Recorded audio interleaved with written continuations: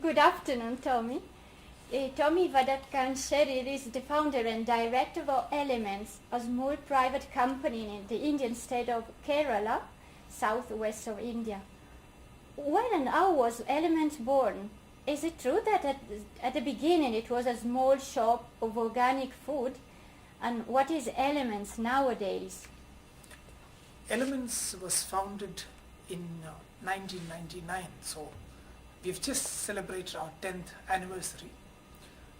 You are right, we started as an organic store in Kerala.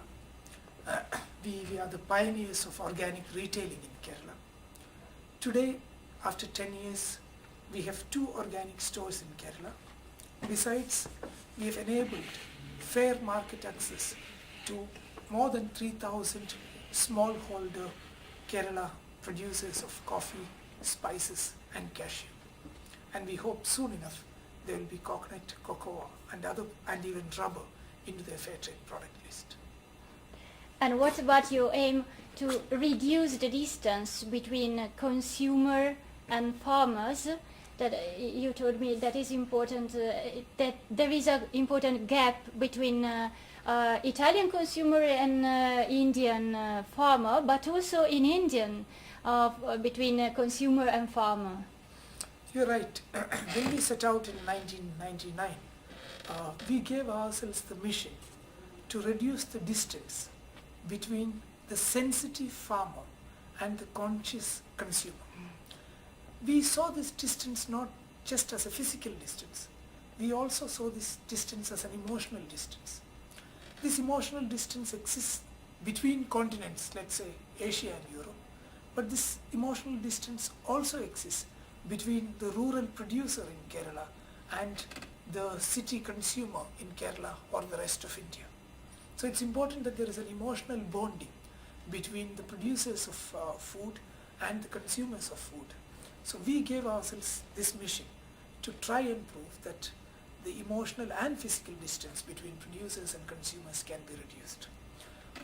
We believe that consuming West needs to respect the producing South, or the consuming North needs to respect the producing South, as much as the cities of India need to respect the villages of India where food is produced. And this is something that we believe is important. We make 2 distinctions though. We believe not just in every farmer, but we qualify that farmer to be the sensitive farmer.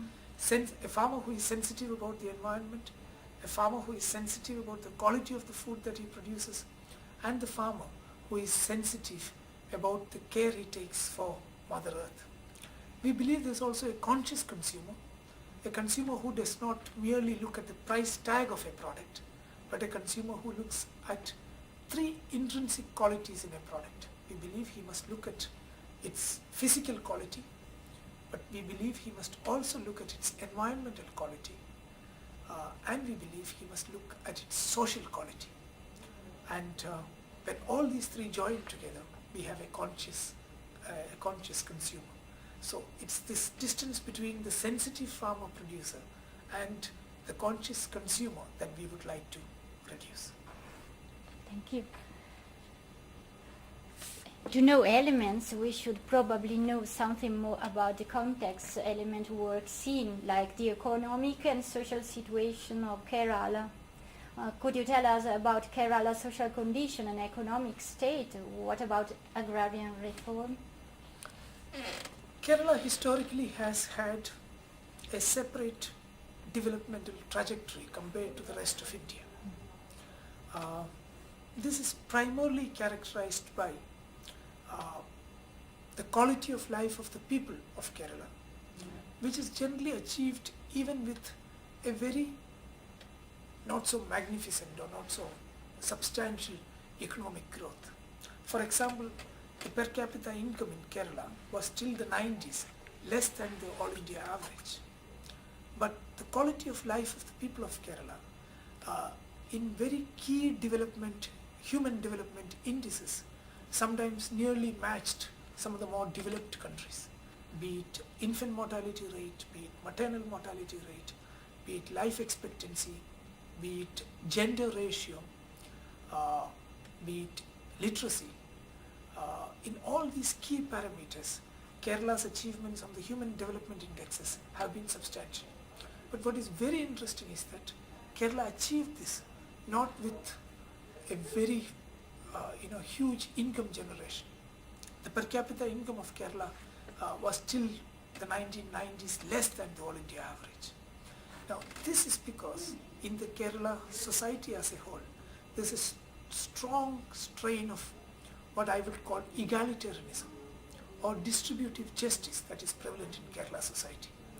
And this is the context in which elements set out to engage in organic trade and to engage in fair trade. Our idea was to see whether the gains of this unique development model could be protected by accessing markets for Kerala products in the fair trade world. By accessing fair markets, we hoped we could protect the gains of the Kerala experience of development. Thank you.